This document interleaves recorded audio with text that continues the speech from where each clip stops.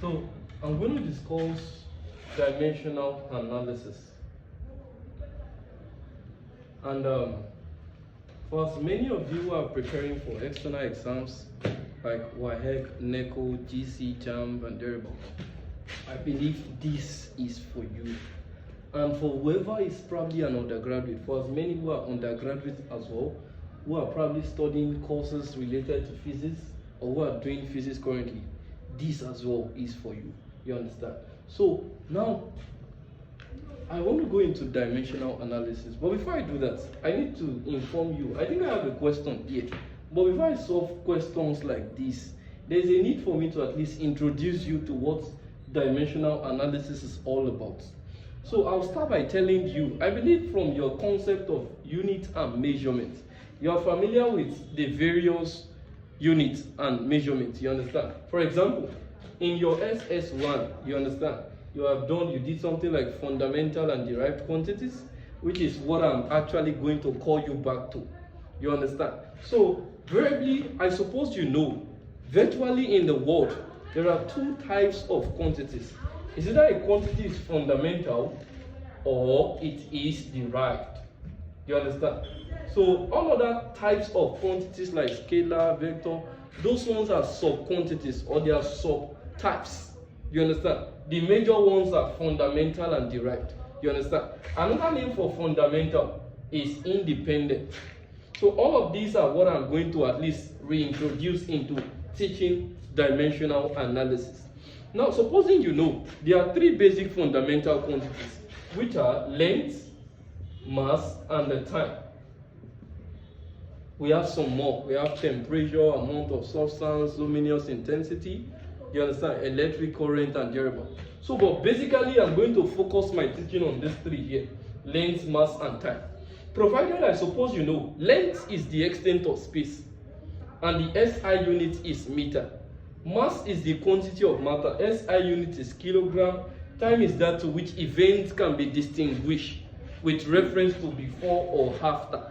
It is with the help of time I am able to distinguish between events by making reference to before or after. For example, I can distinguish between the event of when I start a class and when I finish the class. For example, what time did I start this class? I started the class after 2. You understand? When did I finish? I finished before. Did you get what I'm saying now? So now let's introduce what we have learned here now into something like this. Now, in dimensions generally, are you aware that dimension is quite different from SI units? But bear in mind that the dimension of length, being a fundamental quantity, is capital letter L. That of mass is capital letter N, and time is capital letter T. Are we together? Now, provided we are familiar with these three basic quantities, now, do you know that we can actually find out the dimension of some derived quantities? Quantities like area. Area, I believe you know, area is 2 dimension, having something to do with length and breadth. You understand? Having something to do with 2 sides. So provided, I suppose you know that the dimension of length is the same thing as the dimension of breadth, the same as that of height, the same as distance and as displacement. Are you following? So definitely, provided I told you that the dimension of length is capital L, definitely the dimension of breadth will likewise be capital L, that of height will be L, distance L, displacement L.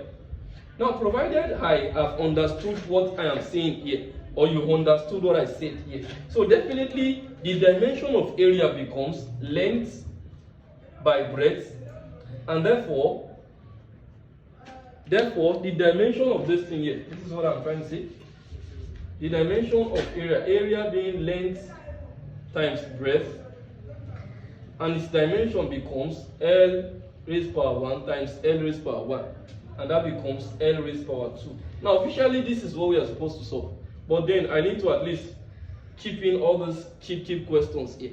So let's see, how can we carry out operations like this, difficult operations like this? Now, I'm going to need your idea of what I have stated here. You understand? You need to have understood what I have said here so that we can apply everything stated here into solving problems like this. Now, pay close attention to this question. The question says the equation for the period of a simple pendulum is given as this, where k is a dimensionless constant. So find the values of a and b. How do I get to find the values of a and b? Now pay attention. Period, which is a familiar times, having something to do with time. Are we together? So definitely t is equal to k being dimensionless, and L is my length, g is my acceleration due to gravity. Now, of which I know these are questions, these are things I ought to have told you earlier on. But then, do you know that the dimension of acceleration, A, so acceleration due to gravity, they have the same dimension. So the dimension of acceleration is increasing rate of change of velocity with time, and that's a change in velocity over time taken. And that my velocity is Lt minus 1. If you are not familiar with this, we can actually go over it. Velocity and speed, they have the same dimension. So velocity is the rate of change of displacement with time, and displacement is a measure of distance traveled in a specified directions. So definitely the dimension of velocity becomes, provided I told you that the dimension of displacement is L over that of time is capital T, and the whole of this becomes Lt raised to negative 1. Reintroducing what I have here into this, I have change in velocity, which is this, over that of time. And the whole of this actually becomes Lt raised to negative 1. This is division. Division warrants you to subtract. And that's Lt raised to negative 2. So I believe this is quite understandable. So now, how do I tend to solve this particular problem here? So provided I have actually found the dimension of acceleration, which is equivalent to the dimension of acceleration due to gravity. So bear this in mind. The dimension of this g here is Lt raised to the power of negative 2. Take note of that statement. So definitely, shall we solve the problem now?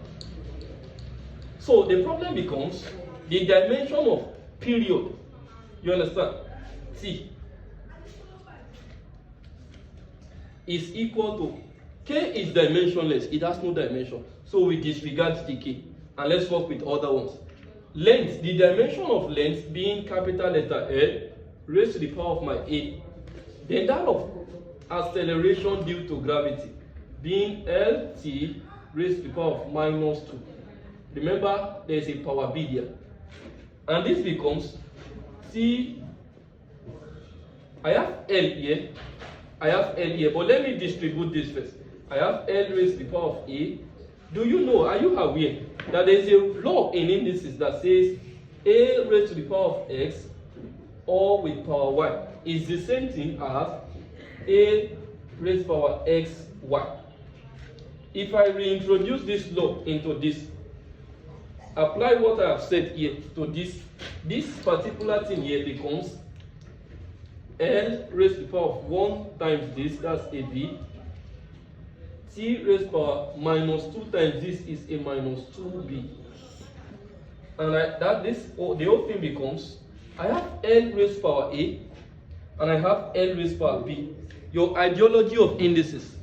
Yes, if you have A raised to the power X times A raised to the power Y, then you end up having this as A raised to the power of X plus Y. If I introduce what I have said here to this place, I have L raised to the power A, L raised to the power B, and that becomes L exponent A plus B, and I have my T exponent minus 2B. Now don't forget, what I need to do here is I need to compare their powers. Yes, do you know that T is the same thing as L raised to the power 0, T raised to the power 1. I have my reasons to have done something like this, and I will show you. You get to know why I'm going to replace this particular thing here with this on a long run. So definitely I can replace t with L raised to the power of 0, t raised to the power of 1.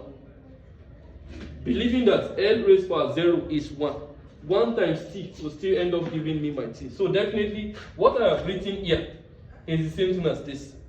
So it's equal to L raised to the power a plus b t raised to the power negative 2b. Now what I have to do is compare. I'm going to compare the power of L on my left hand side to the power of L on this part here. So comparing the power of L here, remember what is at the top of L here is 0, is equal to, what is at the top of L here? A plus b. Let me call that one equation 1. Now let's work with t's now. Since we are done with L, the power of t here is 1 and the power of t here is minus 2b. Let's call this one equation 2. And quickly, from this equation 2, I think I can get my b. So let's quickly find the value of b. Divide both sides by negative 2. Dividing both sides by negative 2, I think from what I have here, my a is then going to be the value of my a. So the two equations we are having now are what? We are having a 0 is equal to a plus b as my equation 1, and I also have 1 is equal to minus 2b as my equation 2. So from this one, I want to quickly get the value of b, so that b is minus 1 over 2. Provided I've gotten b, I can easily get a from here. All I have to do is substitute for b is minus 1 over 2 here. And doing that, I think I have 0 is equal to, anywhere I see b, replace with minus 1 over 2. Doing this gives me a plus, in place of b, remove b and replace with minus 1 over 2. And that's 0 is a plus times minus is minus 1 over 2. So to get the a now, do you know if you carry this minus 1 over 2, bring it here, that becomes 0 plus 1 over 2 is equal to a. Therefore, 0 plus 1 over 2 is still 1 over 2. Therefore, a is 1 over 2. And that brings us to an end of this particular problem. So, if you have, or probably you need more clarity on anything here, kindly send me a comment, you understand? So, thank you very much for watching. God bless you.